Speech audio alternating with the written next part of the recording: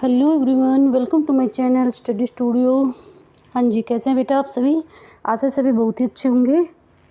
और आज हम करवाएंगे आपको क्लास 9th का जो हिंदी का क्षितिज बुक है, ये रही, और इसका चैप्टर नंबर 2 लहासा की ओर।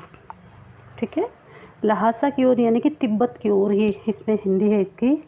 लहासा की ओर, तिब्बत की ओर इसका हिंदी बनेगी। और इसमें राइटर कौन है? इसके राइटर हैं राहुल सांकृत्यायन। ठीक है, कैकनीची इसको रै बोलते हैं, तो सांकृत्यायन। तो राहुल सांकृत्यायन इसका राइटर है। और इसमें लहासा की ओर इसमें जो समरी है वो बहुत ही अच्छे से समझाएंगे अभी आपको, और अभी आपको पूरा समझ में आ जाएगा। और कोशिश करना बेटे कि जो क्वेश्चन जब बनेंगे तो क्वेश्चन आप उनमें से ही समझ पाओ और खुद से थोड़ा एक्सप्लेन कर पाओ। ठीक है, क्योंकि अगर आपको फटाफट ऐसे चैप्टर पढ़ लोगे तो कुछ समझ में नहीं आएगा। उसकी स्टोरी आपको अच्छे से माइंड में सेट होनी चाहिए। ठीक है, तो इसमें क्या है कि लेखक है और उसका एक दोस्त है कहानी में। उसका नाम है सुमति है नाम उसका, सुमति। और दोनों दोस्त तिब्बत की ओर जा रहे हैं और वहाँ पर जो कुछ होता है वो सब इसमें एक्सप्लेन है। ठीक है, तो मैं साथ साथ लाइन टू लाइन पढ़ती भी जाऊंगी और समझाती भी चली जाऊंगी। चैप्टर आपको अच्छे समझ में आ जाएगा, कोई दिक्कत नहीं है। देखिए, वह नेपाल से तिब्बत जाने का मुख्य रास्ता है। जब वो जा रहे थे तो वो जा रहे थे 1929 और 1930 के बीच में जा रहे थे। तो वहाँ से जो नेपाल से तिब्बत का जो मुख्य रास्ता है, फ्री क्लिंगपोंग का रास्ता जब नहीं खुला था तो नेपाल ही नहीं हिंदुस्तान की चीज़ें भी इसी रास्ते से तिब्बत जाया करती थी। देखो, जब ये रास्ता नहीं खुला था ना, तो नेपाल की नहीं हिंदुस्तान की भी जो चीज़ें थी वो इसी रास्ते से होकर जाती थी। यह व्यापारिक ही नहीं सैनिक रास्ता भी था, यानी कि यहाँ पर बहुत से सैनिक भी रहते थे। बहुत सी सैनिकों के मतलब यहाँ पे वो थे क्या कहते हैं, किले और चौकियाँ। इसलिए जगह जगह पर फौजी चौकियाँ थी, किले बने हुए थे। ठीक है, चौकियाँ और किले समझते हो ना, जहाँ पर फौजी आदमी लोग ड्यूटी देते हैं ना, उसको वो होते हैं। चौकी भी उसी को कहते हैं, जहाँ पर कुछ जैसे छोटा सा गड्ढा सा बना देते हैं, छोटे सी ईंट रख के उसमें, उसको बोलते हैं चौकी, फौजी चौकी, जिसमें कभी चीनी पलटन रहा करती थी। ठीक है, चीनी पलटन भी उन चौकियों में ही रहती थी पहले। आजकल क्या है कि बहुत से फौजी मकान गिर चुके हैं। दुर्ग किला होता है, किले के किसी भाग में जहाँ किसानों ने अपना बसेरा बना लिया है। अब क्या है, वहाँ पे बहुत सारे किले ऐसे हो गए ना, तो वहाँ पर क्या हो गया है कि वहाँ पर किसानों ने अपना बसेरा बना लिया है। वहाँ घर कुछ आबाद दिखाई पड़ते हैं। आबाद यानी घर ऐसे लगते हैं, वहाँ पर कुछ लोग रह रहे हैं। ऐसा ही पर्यक्त एक चीनी किला था। हम वहाँ चाय पीने के लिए ठहरे। अब एक चीनी किला है चीनी लोगों का, वहाँ पर हम वहाँ चाय पीने के लिए रुके, दोनों दोस्त। ठीक है, तिब्बत में सुमति उसके दोस्त का नाम है, याद रखना, और लेखक है। तिब्बत में यात्रियों के लिए बहुत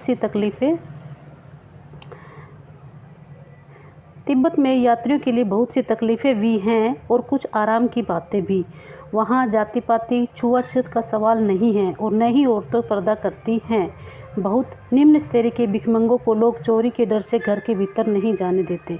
देखिए, वहाँ यहाँ पे इसमें क्या बताया है, जब जो चीनी तिब्बत में जब लोग जाते हैं तो यात्री होते हैं ना, ये बता रहे हैं, जब वो तिब्बत में जाते हैं तो तिब्बत में जाने के लिए जो यात्री होते हैं, जो रास्ते में जाते हैं, तो उनके लिए क्या होता है कि वहाँ ना तो छुआछूत है बीच में, और ना ही कोई मतलब जाति पाति का कुछ ऐसा सिस्टम है। औरतें पर्दा न करती हैं।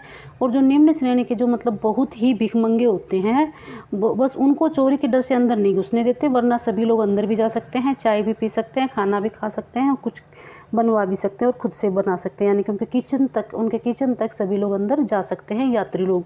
लेकिन जो बहुत ही ज़्यादा निम्न श्रेणी के भिखमंगे होते हैं, वो उनको अंदर घुसने नहीं देते, क्योंकि उनको उनसे चोरी का डर रहता है। ठीक है,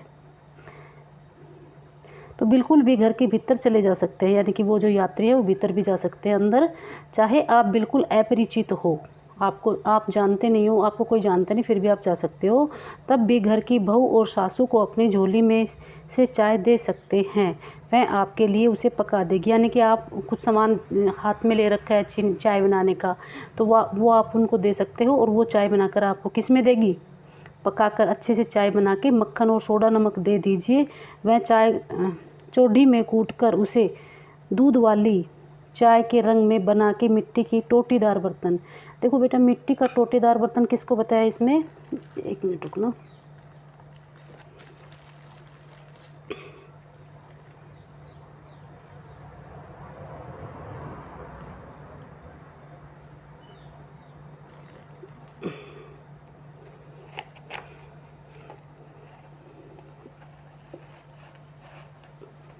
ये देखिए, तो इसमें क्या बताया है कि जब आप उसमें सामान दोगे ना, तो वो क्या करेगी, घर की जो बहू बेटियां हैं वो अपने घर में अच्छे से उसको चाय को छोटी छोटी होती है, मतलब अच्छे से कूट कर अदरक वदरक और अच्छे से चाय बनाना, और फिर वो टोटीदार होती है, जैसे वो पहले कैतली नहीं होती थी, कैतली, तो मिट्टी के बर्तन की कैतली में डालकर आपको अच्छे से देगी वो।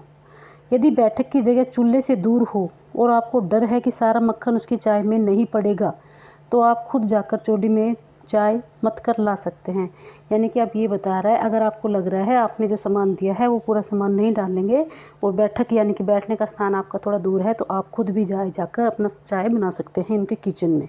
उनको कोई प्रकार की पाबंदी नहीं है। चाय का रंग तैयार हो जाने पर फिर नमक मक्खन डालने की ज़रूरत होती है। ठीक है, ये बेटा सबकी चाय अलग अलग होती है, कोई कहीं पर कैसी मीठी पीते हैं, कोई नमकीन पीते हैं ना, वो दिखा रखा है।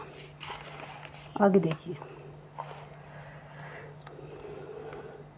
प्रयुक्त चीनी किले में जब हम चलने लगे तो एक आदमी राहगीर मांगने आया। हमने वह दोनों चिटें उसे दे दी। देखो अब क्या है, जब हम किले के अंदर चलने लगे तो एक राहगीर आदमी यानी कि वहाँ पर एक आदमी आया जाने वाला, और हमने दोनों चिटें उसे दे दी, यानी कि परमिशन की चिटें लेने आया कि तुम यहाँ अंदर आ सकते हो या नहीं आ सकते हो, यानी कि परमिशन लेकर आए हो या नहीं आए हो तिब्बत में। तो शायद उसी दिन का थोंगला के लिए पहले ही आखिरी गांव में पहुंच गए। यहाँ की समिति के जान पहचान के आदमी थे। देखो जब हम तिब्बत में जा रहे हैं तो सबसे पहले गांव में हम पहुंच गए। यहाँ पर समिति के जान पहचान वाले थे, और भिखमंगे रहते भी ठहरने के लिए अच्छी जगह मिली। देखो हम भिखमंगे थे, भिखमंगे के हमने कपड़े पहने हुए हैं। सॉरी, इसमें क्या है कि उन्होंने जो वो घूमने आए थे तिब्बत के में, तो क्या है वो भिखमंगों के कपड़े में आए हैं, तो क्या है उनको अच्छी जगह मिली। 5 साल बाद जब हम इसी रास्ते से लौटे थे तो भिखमंगे नहीं, एक भद्र यात्री के वेश में घोड़ों पर सवार होकर आए थे, किंतु उस वक्त किसी ने हमें रहने के लिए जगह नहीं दी थी। देखो 5 साल बाद तो वक्त बहुत ज़्यादा बदल जाता है, समय बहुत ज़्यादा बदल जाता है। तो जब हम पहले भिखमंगे के रूप में आए थे तो हमें बहुत अच्छा स्थान मिला था रहने के लिए, लेकिन 5 साल बाद जब हम आए तो हम अच्छी कंडीशन में आए थे, लेकिन फिर हमें रहने के लिए स्थान नहीं मिला। हम गाँव के रास्ते सबसे गरीब झोपड़ी में ठहरे थे। जो गाँव में सबसे गरीब झोपड़ी उसमें हमें रखा गया था। बहुत कुछ लोगों ने उस वक्त की मनोवृत्ति पर भी निर्भर है, यानी कि उस समय की मनोवृत्ति कैसी रही होगी, ये सब उस समय का वर्णन है। खासकर शाम के वक्त छड़ पीकर, देखो बेटा इसमें छड़ पीकर ये बताया गया है कि उनको, देखो जब वो शाम आए थे तो वो शाम के समय आए थे वापस 5 साल बाद, तो उसमें क्या था कि रात के समय में शराब, इसका वर्णन, इसका छड़ मीन्स होता है शराब पीकर बहुत से कम होश हवास में दुरुस्त रखते हैं। कि वहाँ के लोग क्या थे कि छड़ पीकर शाम को शराब पीकर उस समय वो होश में नहीं रहते, इसलिए हमें गाँव में स्थान नहीं मिला, हमें एक झोपड़ी में मिला। ऐसा भी कंडीशन हो सकता है। अब हमें सबसे विकट डाडा थोंगला पार करना था। डांडे तिब्बत में सबसे खतरे की जगह ही होती है। इसमें क्या है कि बेटा जो है ना तिब्बत में, जो अब वो पहुंच गए हैं डांडा थोंगला को पार कर, डांडा थोंगला के पास आ गए हैं। वहाँ पे जो तिब्बत का जो डांडा है वो सबसे खतरनाक स्थान है, वहाँ पर सबसे खतरनाक जगह है, क्योंकि वहाँ पर चोर लुटेरे आते रहते हैं और वो वहाँ पर लूट लेते हैं। जो 16-17 हज़ार फीट की ऊंचाई होने के कारण उसके दोनों तरफ से बिलों पर कोई गांव, देखो वो जो जगह है वो कितनी दूरी पर है, 16-17 फीट ऊंचाई पर है, ऊंचा है वो जगह, ठीक है, डांडे की, तिब्बत की है ये जगह। और नदियों के मोड़ हैं और पहाड़ों के कोनों के कारण बहुत दूर तक आदमी को देखा नहीं जा सकता। यानी कि बहुत सारी नदियों के मोड़ हैं, बहुत सारे पहाड़ों के कोने हैं, इसलिए वहाँ लोग दिखाई नहीं देते, इसलिए डाकुओं के लिए यहाँ सबसे अच्छी जगह है तिब्बत। यानी कि यहाँ पर बहुत से लोग डाकू आते हैं और लूट करते हैं, तो डाकुओं के लिए सबसे अच्छी जगह है लूटने के लिए, क्योंकि यहाँ पर तो लोग आते नहीं हैं। ठीक है, समझ में आ रहा है बेटा? आगे देखिए, तिब्बत में गांव में आकर खून हो जाए तो देखो जब तिब्बत में गांव में आकर कोई खून हो जाए तो सब उसको विटनेस की तरह से गवाह दे देंगे, भाई इसने मारा उसने मारा। लेकिन जो वो उस पे जो कहाँ है डांडे में, जो तिब्बत में जो स्थान है वहाँ पर बहुत ऊंचाई पे है, तो वहाँ पर लोग कोई देखते नहीं, इसलिए चोर लुटेरे वहाँ पर रहते हैं। ठीक है, तो सज़ा मिल जाएगी। अगर वहाँ पे गांव में आके मारेंगे तो सज़ा मिल जाएगी। लेकिन इस निर्जन स्थानों में मरे हुए आदमियों के लिए कोई परवाह नहीं करता। इन जो जहाँ पर है वहाँ पर कोई परवाह नहीं करता। सरकार खुफिया विभाग और पुलिस पर उतना खर्च नहीं करती कि वहाँ गवाह भी तो कोई नहीं मिलता। सरकार क्या करती है, जो ऐसी जगह होती है वहाँ पर कोई मर गया तो इतना ज़्यादा पैसा खर्च नहीं करती, क्योंकि वहाँ पे कोई गवाही नहीं देता, किसी ने नहीं देखा होता। डकैत पहले आदमी को मार डालते हैं और उसके बाद देखते हैं कि कुछ पैसा है या नहीं। हथियार का कानून न रहने के कारण यहाँ लाठी की तरह लोग पिस्तौल बंदूक लिए फिरते हैं। यानी कि यहाँ पर क्या है कि हथियार का कोई मतलब पाबंदी नहीं है और यहाँ पर लोग पिस्तौल बंदूक ये लिए फिरते रहते हैं। डाकू यदि जान से न मारे तो खुद उसे अपने प्राणों का खतरा रहता है। यानी कि चोरी डकैती तो कर ली उन्होंने, अगर उनको जान से ना मारे तो फिर आगे जाके वो आदमी सबको बता देंगे, इसलिए क्या करते हैं कि वो उनको मार देते हैं ताकि वो आगे जाके किसी को नहीं बता सके। गाँव में हमें मालूम हुआ कि पिछले ही साल थोंगला के पास खून हो गया था। शायद खून कि हम उतनी परवाह नहीं करते क्योंकि हम भिखमंगे थे। देखो अब पता चला कि यहाँ पे पहले भी खून हो गया था, लेकिन हम इस परवाह इसलिए नहीं कर रहे क्योंकि हम तो भिखमंगे थे, भिखमंगों के कपड़े पहने हुए थे। भिखमंगों को क्या कोई कुछ पूछेगा, कोई मतलब चोरी करेगा हमारे पास, तो हम तो ऐसे कपड़े पहने हुए थे, तो इसलिए हमने इतनी चिंता नहीं की। ठीक है बेटा।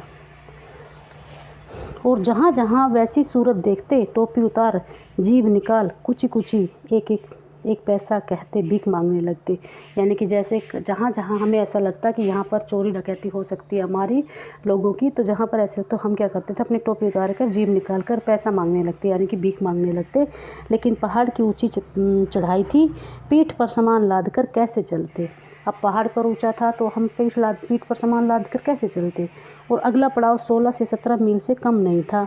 मैंने सुमति से कहा कि यहाँ से लंकोर तक के लिए 2 घोड़े कर लो और सामान भी रख लेंगे और चलेंगे। अब क्या है कि 16-17 मील दूर उनको जाना है, तो उन्होंने कहा कि बहुत ऊंचाई पर बहुत दूर है, तो 1-2 घोड़े कर लो, वहाँ पर चलेंगे और उसमें सामान भी रख लेंगे। ठीक है बेटा। तो आगे देखिए। दूसरे दिन हम घोड़ों पर सवार होकर ऊपर की ओर चले। दोनों क्या हुए, घोड़ों पर सवार होकर चल दिए ऊपर। डांडे से पहले एक जगह चाय पी और दोपहर के वक्त डांडे के ऊपर जा पहुँचे। अब वो डांडे जगह का नाम है ना बेटा, जहाँ पर ये जा रहे हैं तिब्बत में, तो एक जगह का नाम है। तो डांडे पर क्या हुई, उन्होंने एक चाय पी और दोपहर वहाँ पर पहुँच गए। हम समुद्र तल से 17,000 फीट ऊँचे खड़े थे। हमारी दक्षिणी तरफ पूर्व में पश्चिम की ओर हिमालय के हजारों श्वेत शिखर चले गए थे। यानी कि जब हम जा रहे थे तो दक्षिण पूर्व पश्चिम की ओर से हम हजारों मतलब हिमालय के हजारों सफ़ेद शिखर मतलब बर्फ़ से ढके हुए हिमालय के शिखर गए थे, वहाँ से निकले थे, मतलब वहाँ से हम गुजरे थे। बीटे की ओर से दिखने वाले पहाड़ बिल्कुल नंगे थे, न वहाँ बर्फ़ की सफ़ेदी थी और न ही किसी प्रकार की हरियाली। उत्तर की तरफ बहुत कम बर्फ़ वाली चोटियाँ दिखाई पड़ती थी। यानी कि उत्तर की तरफ ज़्यादा बर्फ़ दिखाई नहीं दे रही थी, ऊंची चोटियाँ पड़ती थी। सर्वोच्च स्थान पर डांडे के देवता का स्थान था, जो पत्थरों के ढेर। देखो एक सबसे ऊंचे स्थान पर डांडे का जो देवता का स्थान था ना, जो मंदिर था, सर्वोच्च स्थान पर डांडे का जो मंदिर था वो किसका बना हुआ था, वो पत्थरों के ढेर से बना हुआ था, जानवरों के सींगों से और रंग बिरंगे कपड़ों की झाड़ियों से सजाया गया था वो मंदिर। अब हमें बराबर ऊंचाई पर चलना था। अब हम चढ़ तो गए थे, अब हमें उतरना था। चढ़ाई तो कुछ दूर थोड़ी मुश्किल थी, लेकिन उतराई बिल्कुल नहीं। उतराई देखो, जब हम चढ़ते हैं तो थोड़ा मुश्किल लगता है, जोर पड़ता है, लेकिन उतरना तो हमें आसान लगता है। शायद 2-1 और सवार साथी हमारे साथ चल रहे थे। मेरा घोड़ा कुछ धीमे चलने लगा। देखो अब क्या हुआ कि मेरा घोड़ा था, राइटर कह रहा है कि वो थोड़ा धीरे चल रहा था और सुमति का घोड़ा थोड़ा अच्छा था, वो थोड़ा तेज़ चल रहा था। मैंने समझा कि चढ़ाई की थकावट के कारण ऐसा कर रहा है घोड़ा और उसे मारना नहीं चाहा। मैंने उसको मारना ज़रूरी नहीं समझा। घोड़ा धीरे धीरे चल रहा था, कोई बात नहीं। धीरे धीरे वह बहुत पिछड़ गया। धीरे धीरे अब क्या हुआ कि घोड़ा तो बहुत पीछे रह गया। अब क्या हुआ कि मैं धनी वत्स को की तरह अपने घोड़े पर झूमता हुआ चला जा रहा था। तो ये एक आदमी का नाम है कि वो भी ऐसे ही घोड़े पर झूमता हुआ जा रहा था। दंतविस्त को जान नहीं पड़ता कि घोड़ा आगे जा रहा है या पीछे, यानी कितने धीरे धीरे झूमता जा रहा था कि पता ही नहीं चल रहा था घोड़ा धीरे आगे जा रहा है पीछे। तब मैं जोर देने लगा तो वह सुस्त पड़ गया। एक जगह तो दो रास्ते फूट। देखो अब वो क्या है कि वो सुमिति तो आगे पहुंच गया और राइटर रह गया पीछे।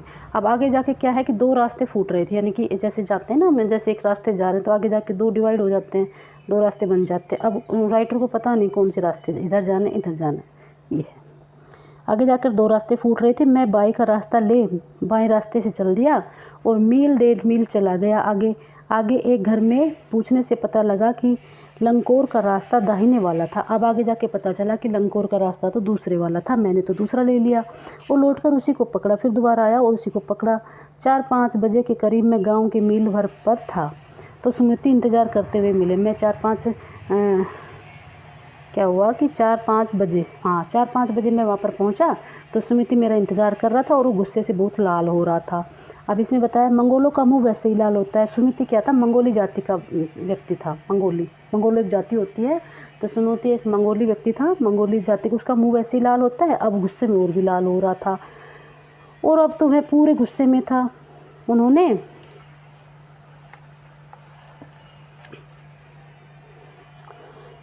कहा मैंने 2 टोकरी कंडे फूंक डाले, यानी कि कंडे किसको कहते हैं, जैसे उपले के बनाते हैं ना, गोबर के उपले के जो बनाते हैं कंडे कहते हैं। तो उसने कहा कि मैं इतनी देर से आया हुआ हूँ, मैं कि 2 कंडे मैंने उपले फूंक डाले, बहुत देर से मैं आँच जला रहा हूँ। और 3 बार मैंने चाय गर्म करके पी ली और मैंने बहुत नरमी से जवाब दिया। राइटर कह रहा है उसके गुस्से को देखकर मैंने बहुत ही नरमी से उससे कहा, लेकिन मेरा कसूर नहीं है मित्र, देख नहीं रहे हो मेरा घोड़ा, जो मुझे घोड़ा मिला है वो कैसा है, मैं तो रात तक पहुँचने की उम्मीद रखता था। खैर सुमिति की जितना जल्दी गुस्सा आता था, गुस्सा उसका इतना जल्दी ठंडा भी हो जाता था। लंकोर में वह एक अच्छी जगह पर ठहरे थे।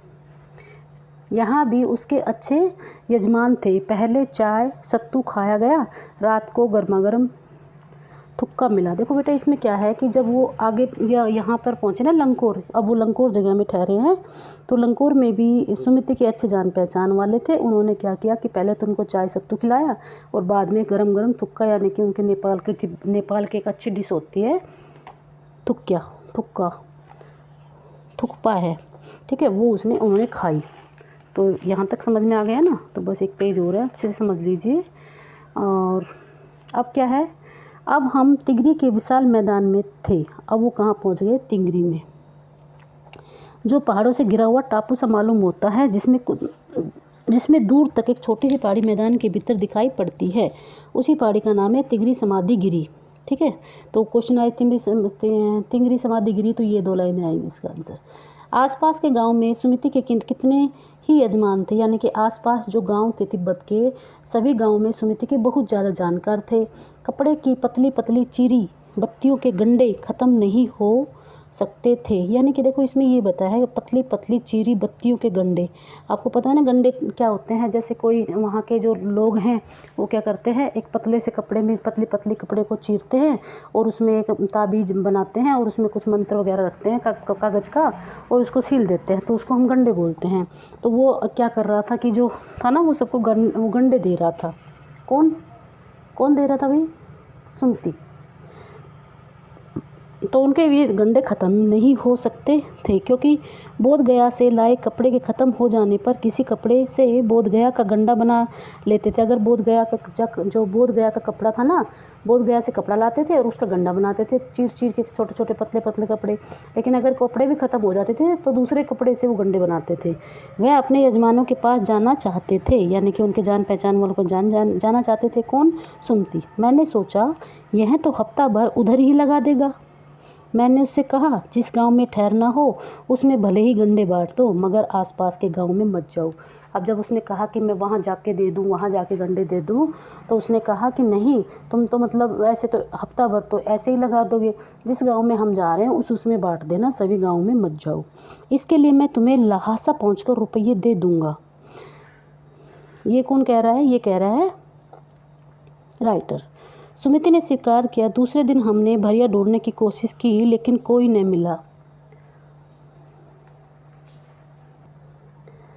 सुमिति ने स्वीकार किया। दूसरे दिन हमने भैया ढूंढने की कोशिश की लेकिन कोई न मिला। सवेरे ही चल दिए होते तो अच्छा था, लेकिन अब 10-11 बजे की तेज़ धूप में चलना पड़ रहा है। अब क्या है कि वो जा रहे हैं तो 10-11 बज गए हैं और बहुत तेज़ धूप हो रही है, और तिब्बत की धूप में बहुत कड़ी मालूम हो। तिब्बत की जो धूप है इतनी तेज़ लग रही है कि बहुत ही तेज़ कड़ी लगती है हमें तो। यद्यपि थोड़े से ही मोटे कपड़े से सिर को ढक ले, अगर थोड़े से कपड़े से ढक ले तो गर्मी ख़त्म हो जाती है। आप 2 बजे सूरज की ओर मुँह करके चल रहे हैं। आपको ऐसा लग रहा है कि जैसे 2 बजे कितनी तेज़ धूप होती है, उसमें क्या होता है कि ऐसा लग रहा है सूरज हमारे मुंह पर आ रहा है, और ललाट होता है माथा, ललाट धूप से जल रहा है।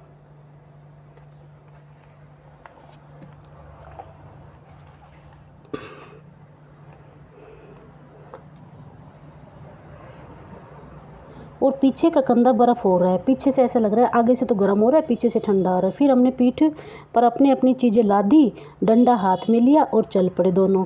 यद्यपि सुमति के परिचित तिगरी में भी थे, तिगरी एक जगह का नाम है, तिगरी में भी उसके परिचित, उसके जान पहचान वाले थे, लेकिन वह एक और यजमान से मिलना चाहता था। कौन? सुमति एक और यजमान से मिलना चाहिए, इसलिए उसने आदमी मिलने का बहाना कर शेखर बिहार की ओर चलने के लिए कहा। अब वो उससे मिलना चाहता था एक यजमान से, और इसलिए उसने सुमति ने कहा कि वहाँ पर शेखर बिहार की ओर चलेंगे और उससे मिलेंगे। तो तिब्बत का जो ज़मीन है वो बहुत अधिक छोटे बड़े जागीरों में बटी हुई है। अब इसमें क्या बताया है कि जो तिब्बत की जो ज़मीन है वो बहुत अधिक छोटे छोटे और बड़े बड़े ज़मींदारों में बटी हुई है। इन जागीरों को बहुत ज़्यादा हिस्सा मठों बिहारों के हाथ में है। अपने अपनी जागीर में हर एक ज़मींदार कुछ अपनी खुद की खेती करता है, जिसके लिए मज़दूर बेगार होता है, मतलब फ्री में मिल जाना। यानी कि वहाँ की इतनी गरीबी है कि वहाँ के जो मज़दूर मिल जाते हैं, सिर्फ जैसे रोटी वगैरह दे दी तो उसी में काम कर लेते हैं। तो वहाँ पर बहुत सारे जो ज़मींदार होते हैं ना, वो अपनी अपनी ज़मीन मठों में, जो मठ वाले और ज़मींदार लोग अपनी खेती करते हैं, और वहाँ पे जो मज़दूर मिल जाते हैं वो सिर्फ ऐसे बेगार, मतलब कम पैसे में, फ्री में ही खाना खा लिया, कपड़े ले ली, ऐसे ही मज़दूर मिल जाते हैं। खेती का इंतज़ाम देखने के लिए वहाँ कोई भिक्षु भेजा जाता है, यानी खेती मतलब कैसे कर रहे हैं मज़दूर, कैसा काम कर रहे हैं, ये सब देखने के लिए एक भिक्षु को भेजा जाता है। जो जागीर के आदमियों के लिए राजा से कम नहीं होता। यानी कि जो भिक्षु आता है वो जागीर का भेजा हुआ होता है, वो एक राजा से कम नहीं होता। सभी लोग उसकी मतलब कि उसको राजा की तरह मानते हैं। और शेखर की खेती का मुखिया भिक्षु नमसे बड़े भद्र पुरुष थे, वह बहुत प्रेम से मिले। हालांकि उस वक्त मेरा भेष ऐसा नहीं था कि उन्हें कुछ भी ख्याल रखना चाहिए था। यहाँ एक अच्छा मंदिर था। अब ये कह रहे हैं कि जब वो भिक्षु हमसे मिलने आए तो हमने ऐसे कपड़े नहीं पहने थे, हमने भिक्षु के कपड़े पहने थे, फिर भी उन्होंने बहुत ही अच्छे से वो हमसे मिले। और यहाँ पर एक अच्छा सा मंदिर है जिसमें कंजूर बुद्ध वचन अनुवाद की हस्तलिखित 103 पोथियाँ हैं। यहाँ पर एक बहुत बड़ा मंदिर है, और इसमें क्या है, कंजूर बुद्ध के द्वारा लिखी हुई, हस्तलिखित, हाथ से लिखी हुई 103 किताबें हैं, पोथियाँ मतलब बुकें हैं। मेरा आसन भी वहीं लगा दिया। अब राइटर कह रहे हैं मेरा आसन भी उस मंदिर के पास लगा दिया, और वह बड़े मोटे कागज़ पर अच्छे अक्षरों से लिखी हुई, मोटे मोटे कागज़ों पर अच्छे अच्छे अक्षरों से, बड़े बड़े अक्षरों से लिखी हुई किताबें थी, पोथी थी, जो 15-15 शेर से, यानी कि 15-15 किलो से कम नहीं थी। यानी इतनी मोटी किताबें थी, वो 15-15 किलो की थी। और सुमिति के फिर आसपास और यजमानों के पास जाने के लिए पूछा, तो मैं उसको पुस्तकों के भीतर था। यानी सुमिति ने फिर पूछा कि मैं अपने आसपास के यजमान जो मिलने वाले, जानने वाले, उनसे मिलाऊं, तो मैं तो किताबों के अंदर था, यानी किताबों में लेखक था तो किताबों में खोया हुआ था। तो मैंने कुछ ध्यान नहीं दिया, और मैंने क्या किया कि मैंने उन्हें जाने के लिए कह दिया। दूसरे दिन वह गए, और मैंने समझा कि वो 2-3 दिन में आएंगे, लेकिन वो तो अगले दिन दोपहर में चले आए।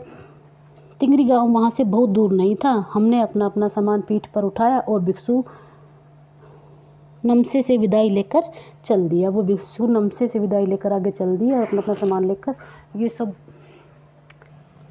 ठीक है। फिर वो भिक्षु नक्शे में विदाई लेकर वहाँ से चल दिए और वो अपने स्थान पर पहुँच गए।